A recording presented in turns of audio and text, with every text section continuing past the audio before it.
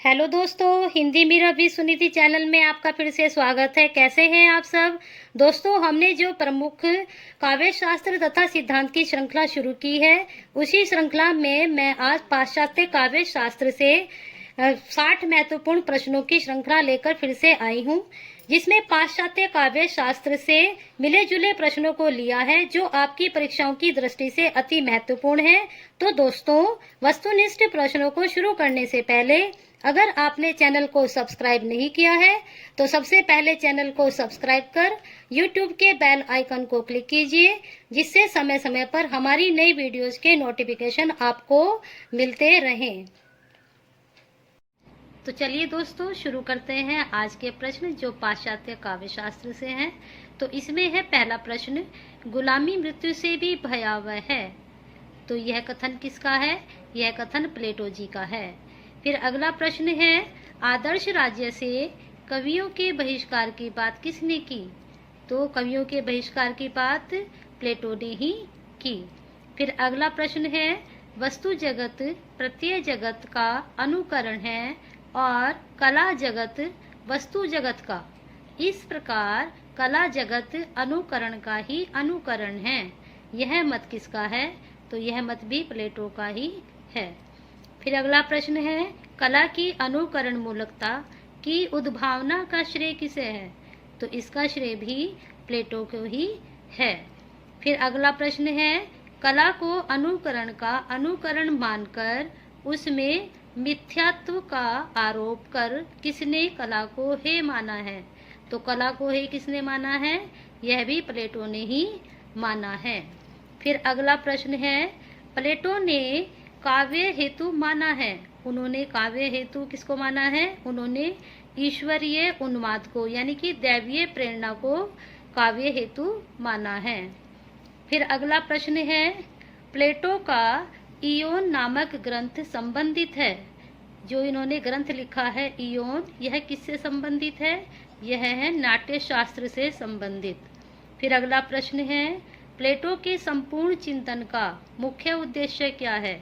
जो उन्होंने संपूर्ण चिंतन किया है उसका उद्देश्य क्या रखा है? उन्होंने उसका उद्देश्य आदर्श राज्य निर्माण को रखा है। फिर अगला प्रश्न है, ज्ञान की सभी शाखाओं में अवधि गति ही पूर्ण ज्ञान है। तो यह मत किसका है? यह मत अरस्तु का है। अरस्तु जी कौन थे? अरस्तु सिकंदर के गुरु थे और प्लेटो के शिष्य थे। फिर अगला प्रश्न है, अनुकरण एवं विरेचन सिद्धांत के प्रवर्तक हैं। तो ये भी अरस्तु ही हैं। इन्होंने अनुकरण एवं विरेचन सिद्धांत का प्रवर्तन किया। फिर अगला प्रश्न है, कला प्रकृति का अनुकरण करती है। यह कथन किसका है? तो यह कथन भी अरस्तु का ही है। फिर अगला प्रश्न है, अरस्तु ने अपने काव्य शास्त्र में मुख्यतः किस काव्य रूप का विवेचन किया है? तो उन्होंने मुख्यतः किसका विवेचन किया है? उन्होंने दुखांतक त्रासदी का विवेचन किया है। अगला प्रश्न है, अरस्तु के अनुसार अनुकरण का विषय है। तो उनके अनुसार अनुकरण का विषय है कार्यरत मनुष्य। फिर अगला प्रश्न है, अरस्तु ने दुखांतक का प्रमुख तत्व किसे माना है? तो उन्होंने प्रमुख तत्व कथानक को माना है। फिर अगला प्रश्न है, अरस्तु के अनुसार कथानक का विस्तार होना चाहिए। तो वह होना चाहिए आनुपातिक। फिर अगला प्रश्न है, अरस्तु के अनुसार सौंदर्य की पहली शर्त है। तो उनके अनुसार सौंदर्य की पहली शर्त अनुपात है। फिर अगला प्रश्न है, अरस्तु ने कितने प्रकार के कथानकों का उल्लेख किया है? तो उन्होंने 3 प्रकार के कथानक का उल्लेख किया है, जिसमें ऐतिहासिक, काल्पनिक और आनुश्रुतिक। फिर अगला प्रश्न है, अरस्तु के अनुसार दुखांतक की आत्मा है। तो वह भी कथानक ही है। फिर अगला प्रश्न है, अनुकरण वस्तु का उन्नत रूपांतरण है। यह मत किसका है? तो यह मत भी अरस्तु का ही है। अगला प्रश्न है, लॉन्गिनुस ने उदात्त के कितने अवरोधक माने हैं? तो उन्होंने 3 अवरोधक माने हैं। शब्दाडंबर, बालिशता और भावाडंबर। फिर अगला प्रश्न है, उदांत महान आत्मा की प्रतिध्वनि है। यह कथन किसका है? यह कथन लॉन्गिनुस का है। फिर अगला प्रश्न है, लॉन्गिनुस के अनुसार उदात्त का लक्षण है। उदात्त का लक्षण है अभिव्यंजना का अनिर्वचनीय प्रकर्ष और वैशिष्ट्य। फिर अगला प्रश्न है, लिरिकल ब्लेड्स की भूमिका में अभिव्यक्त वर्ड्सवर्थ की मान्यताओं का खंडन कॉलरिज ने अपनी किस पुस्तक में किया है? तो उन्होंने किस पुस्तक में किया है? इसका नाम है बायोग्राफिया लिटरेरिया। फिर अगला प्रश्न है, लिरिकल ब्लेड्स किसकी कविताओं का संकलन है?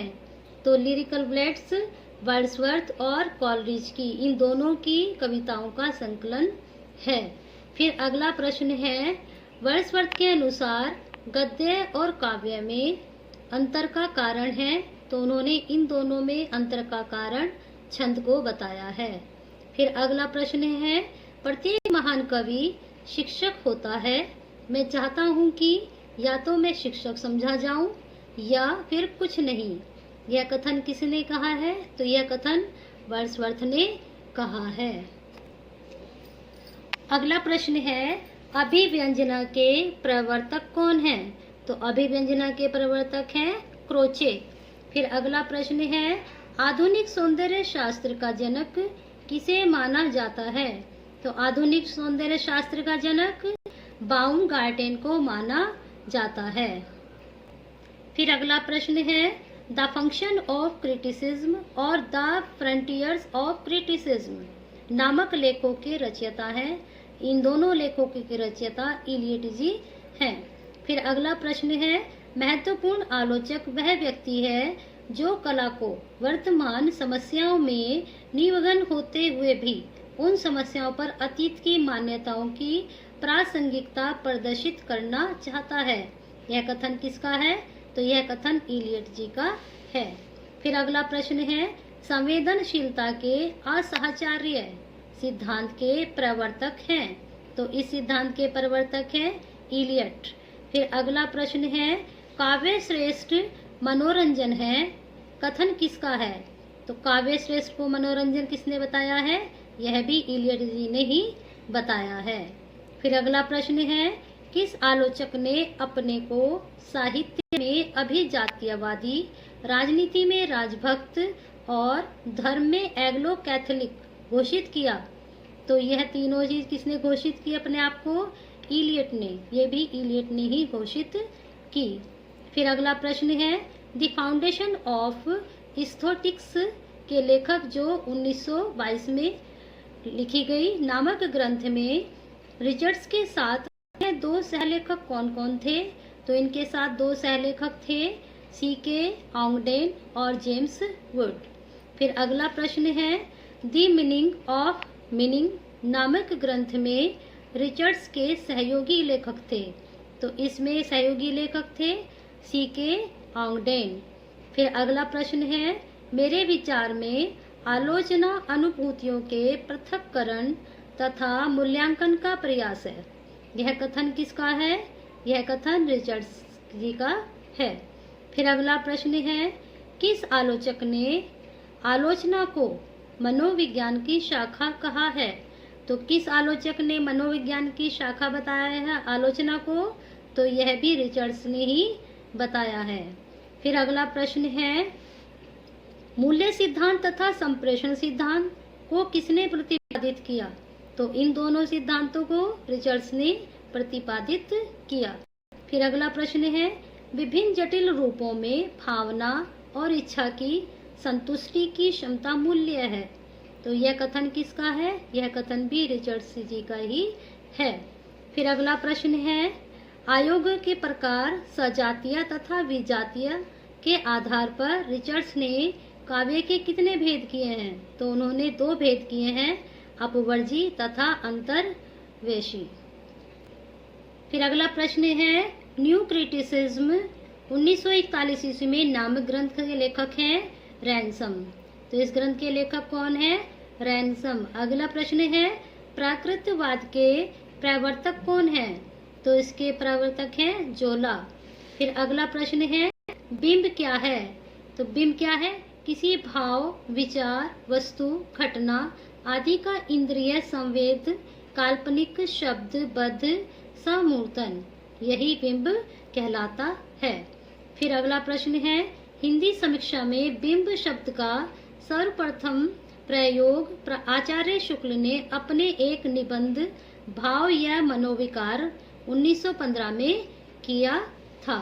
फिर अगला प्रश्न है मिथक को आदिम मनुष्य की दमित यौन भावनाओं का प्रतीक मूल व्यक्तिकरण किसने कहा है? तो यह किसने कहा है? यह फ्राइड ने कहा है। फिर अगला प्रश्न है हिंदी में आलोचनात्मक आख्या के रूप में यथार्थवाद के पहले प्रयोक्ता हैं। तो यह यथार्थवाद के पहले प्रयोक्ता कौन है? तो यह है प्रेमचंद जी। फिर अगला प्रश्न है यथार्थवाद और आदर्शवाद नामक लेख किसका है? तो यह लेख है जयशंकर प्रसाद जी का।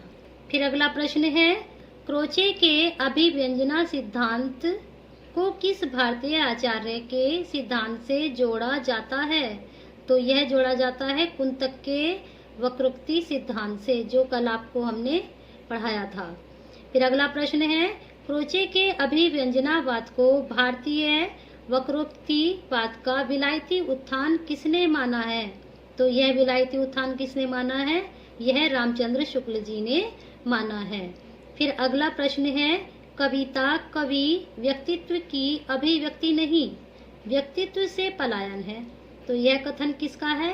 यह कथन इलियट जी का है। फिर अगला प्रश्न है 7 टाइप्स ऑफ एम्बिग्यूटी के रचनाकार हैं। तो इसके रचनाकार हैं विलियम एम्पसन।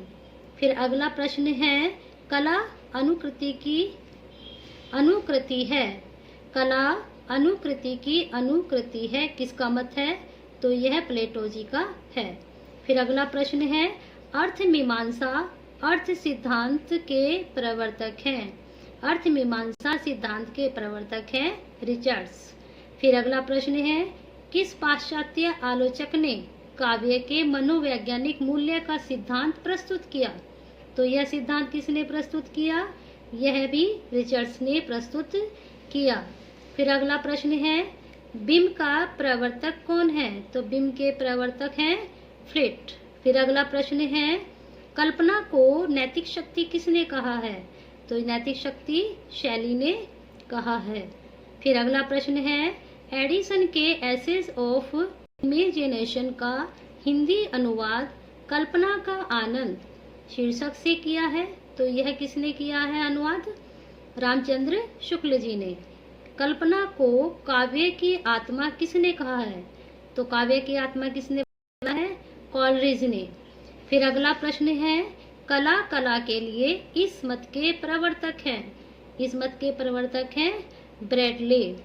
फिर अगला प्रश्न है अपने आप को किसने प्रौढ़तावादी माना है? तो किसने माना है अपने आप को प्रौढ़तावादी? इलियट ने। फिर अगला प्रश्न है काव्य जीवन के प्रतिबिंब है जो कि इसके नित्य सत्य में अभिव्यक्त रहता है, यह कथन है शैले का। फिर अगला प्रश्न है एसे ऑन क्रिटिसिज्म के रचयिता हैं, इसके रचयिता हैं अलेक्जेंडर पोप। फिर अगला प्रश्न है एन एसे ऑफ ड्रामेटिक पोएजी के रचयिता हैं ड्रॉयडन। फिर अगला प्रश्न है क्लासिसिज्म के लिए हिंदी में शब्द प्रयुक्त हुआ है। तो हिंदी में इसके लिए शब्द प्रयुक्त हुए हैं अभिजात्यवाद, शास्त्रवाद और श्रेयवाद। फिर अगला प्रश्न है अभिजात्यवाद के बीज सर्वप्रथम किसके काव्य चिंतन में मिलता है? तो यह प्लेटो के काव्य चिंतन में मिलता है। फिर अगला प्रश्न है रोमांटिसिज्म स्वच्छंदतावाद को परंपरावादी कला के विरुद्ध नवोन्मेषकारी सौंदर्य शास्त्री सिद्धांत किसने कहा? तो यह किसने कहा है? एमिल लेगुई तथा लुई के कैंजामिया ने। इस प्रकार से आज का टॉपिक यहीं पर खत्म होता है और अधिक जानकारी के लिए आप जुड़े रहें हिंदी मिरर विद सुनीति के साथ।